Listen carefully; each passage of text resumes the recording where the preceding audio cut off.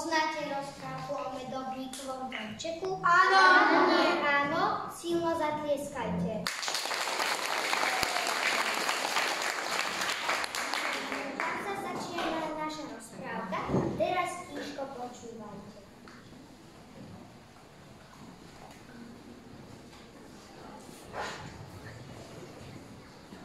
Marienka, to sú krásne jahôdky. Mňam. Janičko, ešte si sa nenasvietil. Musíme sa vrátiť domov. Čo skoro bude tma. Tak dobre, Marienka, ale kadiaľ máme ísť? Juj, tuším, sme zišli z chodníka. Musíme ho pohľadať. Marienka, ja sa bojím. Nepočuješ ten zlovesný spev? Že sa niekto blíži k nám? Nebuď strachopút. Poď, ideme. Ale mal si pravdu. A ja som niečo začula. Radšej sa schováme. My sme zase ječivami a chýbajú je. Šári mári čarujeme, rozpieváme je. Rozpieváme je. A stojí za nás každý živý tvor. Nech sa krásne rozprávkovo i radostný tvor. Kdeže máme našu sestru babu Janu? Naša sestra má určitý sklerózu. Ako si často zabúda na naše stretnutia. Niško, poradíme si aj bez nej. Sestričky, rozmýšľali ste o tom, že v našom kráľovstve, kdy víťazí dobrom na zlome, mne sa to vôbec nepáči. Tak to musíme zmeniť. Porozmýšľajme, ako by sa to dalo urobiť. Už to mám. Ak chceme získať naspäť svoju moc, musíme uniesť a uväzniť celý sebe dobro, lásku a porozumenie. Ale ako Nebude tak veľa. Ja viem, ako to urobíme. V jednote je sila. Spojíme naše zlé sily. Ale najprv uväzníme céry zeme a potom začarujeme matku zem, aby im nemohla pomôcť. Musíme zmeniť živami a chýbajúce. Uväzníme céry zeme a zmeníme rozprávkový svet. Rozprávkový svet. Počula si to, Marienka? počula, nemôžeme dopustiť, aby z našich rozprávok zmizlo dobro, láska a porozumenie. Čo by to boli za rozprávky? Učili by detko na zlo. Tomu musíme zabrániť. Ale ako? Teraz už nič nevymyslíme. Už je tma, cestičku domov nenájdeme. Čo budeme robiť? Neplač, brači, ja by som vás dala svetielko. Vyberieme sa k nemu a ráno vysvetlíme, ako by sme mohli záchranne rozprávať. Deti sa vybrali za svetielkom a prišli k medovníkovému domčeku. Marienka, vyhľadol som po ceste. Pohľa, celý domček je znehodnička. Kúsok si otrhnem. Veru aj ja som vyhľadala. A ja si tam kúsok. Hlavné deti sa pustili do medovníčkov. Zrazu z domčeka vyšla Ježibaba a Milúčko sa im prihovorila. Detičky, ale aká vzácna návšteva, kvári ste nezabudili. Poďte dnu, ja vás nakrmím, vyspíte sa a ráno pôjdete domov. Ježibaba však mala iné plány s deťmi. Ráno už hovorila niečo celkom iné. Marienky si spravila stoličku a Janička zabrala do pivnice. Chcela ho vykrmiť, potom upiecť a spolu s ostatnými Ježibabami zjesť. Marienka však bola múdra, vymyslela plán. Ráno nesli Janičkovi koláčiky a medovníčky. Marienka, už som vybral. Teraz ma Ježibaba určite zje. Neplač, brači, ja som už vymyslela, ako ťa zachrániť. Ak ti je Ježibaba, objaví si sadol na lopaku. Zvár sa, že nevieš, ako si máš nájsť sadnúť. Ježibaba ti to ukáže a my ju potom spoločne hodíme do pece. Ako Marienka povedala, tak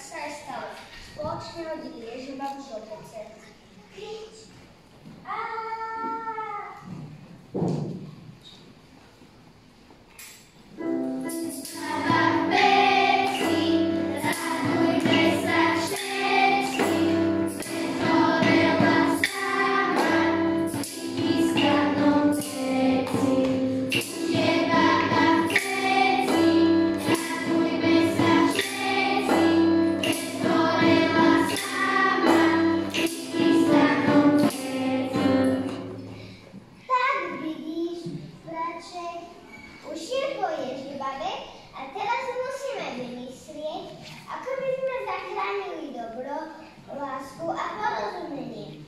Zavoláme Matku Zem, možno vie, kde obezňujú jej dcery.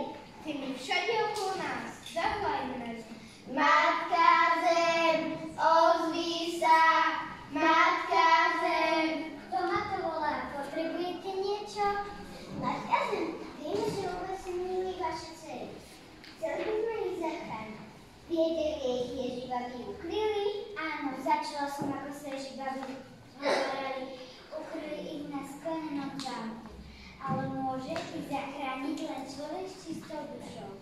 A vy máte v srdiečku dosť dobrá lásky aj porozumenia. Preto by ste to mohli dokázať. Moja sestrička je múdra, aj nás zachránila s pancúrou babi Jany. Nie je ľahké sa dostať do skleneného zámku. Týči sa až k nebu a jeho múry sú hladké aj zrané. Ale môže vám pomôcť. Naberte si do krčiaška vody a do vrca hliny. Z vody a hliny si spravíte schodíky, ktoré vám pomôžu dostať sa do skleneného zámku. Deti si nabrali do vlecuška zem a vybrali sa hľadať sklenený zámok. Cesta bola dlhá, vrecia ťažké, Janko nevládal. Marienka, ja už ďalej nevládam, vrecia sú ťažké, nohy ma už nepočúvajú. Tak dobre, bráček, oddychneme si a potom opäť sa vydáme na cestu. Zámok je už blízko. Ako to vieš, Marienka? Matka Zem nás vedie, ukazuje, kadiaľ máme ísť. Keď si oddychli, pobrali sa ďalej. Napokon uvideli sklenený zámok. Z vody a hliny si postavili schodíky, po ktorých sa dostali do zámku. Marienka, už sme na mieste, ale ja sa ešte stále bojím, že Ježibabi párnia. Musíme byť opatrní, ukryjeme sa, vypočujeme ich, možno sa dozvieme, kde ukrývajú dcery zeme, dobro, lásku a porozumenie. Pozor, už počujem Ježibabi. My sme zosté Ježibabi a chýba budem. Vesmíme ku dcery zeme a zmenili rozprávový svet. Ukryté sú na kráľovské keši. Súka im tam, dokonca aj smeší. Sestričky, pochváľte, že ste v rozprávkové vykonaní. Ja som Zakiela Felica v rozprávke o šípovej rušenke. Ja som uspela horára v červenej čiapočke. Ja som dala otrávené jablko princovi v rozprávke o snehulienke. Sestričky, nedárajte toľko, veď včera vám tata Linka pozvala na hostinu, že vraj uväznila dve deti. Chlapca najprv chcela vykrojili a potom obidve deti zjesť. Mali by sme sa pozrieť, či nezabudla na nás. Mne sa už slinky zbiehajú na takú hostinu. Poletíme za výbornú hostinu. Otrieme si rozprávkovú krajinu. Uvidíme naše veľké semeny, ako sa zdošľaje okolo semeny. Keď Ježibabi odleteli, Janko s Marienkom rýchlo vyslobodili dobro, lásku a porozumenie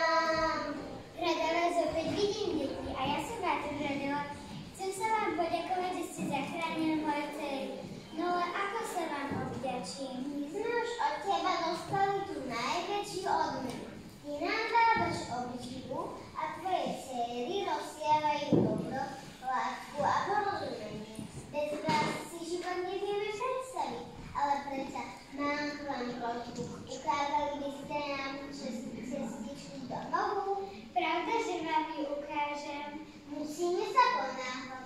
Naša mamička nás už istotne oplakala. Dovidenia, matka zem, dovidenia, deti, šťastnú cestu. Svadba v peci, radujme sa všetci, veď zhorela sama pri chystanom peci. Už je baba v peci, radujme sa všetci, veď zhorela sama pri chystanom peci. A pôjdeme domov, už to vieme, čo sa s nami stalo, nám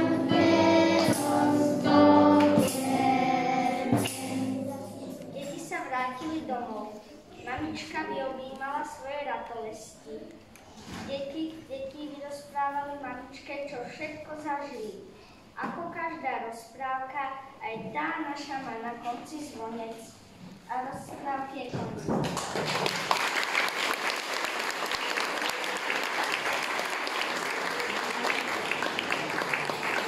Ďakujeme veľmi pekne v základnej škole 1., 2. a 3. A